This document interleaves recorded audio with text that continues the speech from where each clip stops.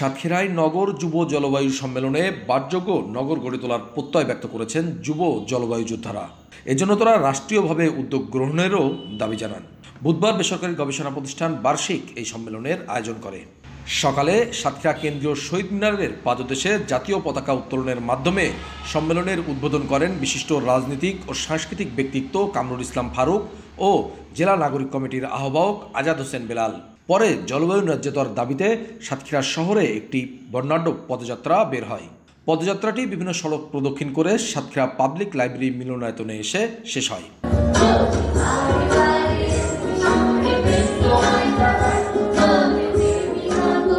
এরপর সেখানে জলবায়ু সহনশীল ও পরিবেশ বান্ধব নগর শীর্ষক সেমিনার অনুষ্ঠিত হয়।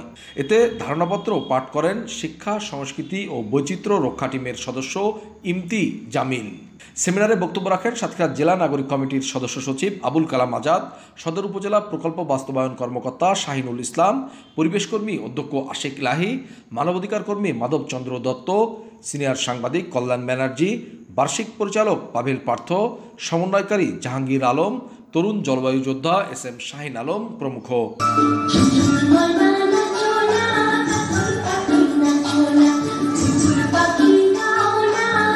সেমিনারে বক্তারা বলেন, জলবায়ু পরিবর্তনজনিত কারণে উপকূলীয় এলাকার মানুষ সর্বস্ব হারিয়ে কোনো মতে বেঁচে থাকার আশায় গ্রাম থেকে শহরে আসতে বাধ্য হচ্ছে।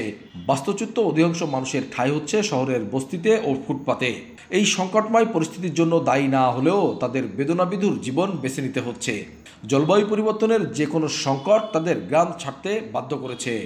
জলবায়ু পরিবর্তনের যে সংকট তাদের গ্রাম ছাড়তে বাধ্য করেছে, শহরে এসেও তারা জলবায়ু পরিবর্তনের নানা নেতিবাচক প্রভাবের শিকার হচ্ছে।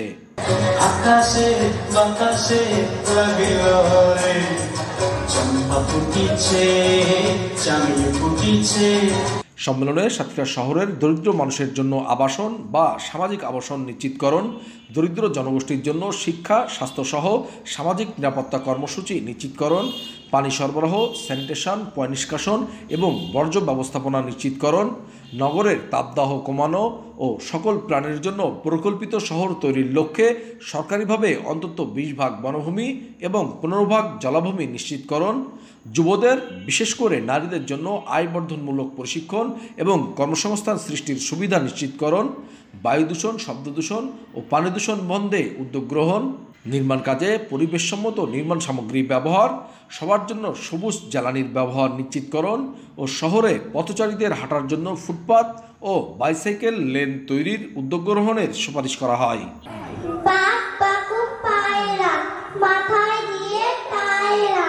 সম্মেলনের সমাপনী অনুষ্ঠানে সদর উপজেলা নির্বাহী কর্মকর্তা সোয়াইব আহমদ প্রধান অতিথি হিসাবে, শ্রেষ্ঠ জলবায়ু যোদ্ধা হিসাবে এস.এম. শাহিন আলম, মাকসুদা খাতুন ও আব্দুর রহমান, বৃক্ষরোপণে তামিম হোসেন, বাল্যবিবাহ প্রতিরোধে হৃদয় মণ্ডল, প্রাণসায়ের খাল রক্ষায় ফরিদ গাজী, নগর কৃষিতে ইসরাফিল হোসেন ও বরেন্দ্র জলবায়ু যোদ্ধা শাইখ তাসনিম জামালকে নগর যুব জলবায়ু সম্মাননা তুলে দেন। এ সময় অতিথি হিসেবে উপস্থিত ছিলেন অধ্যাপক মোজাম্মেল হোসেন ও অধ্যাপক পবিত্র মোহন দাস।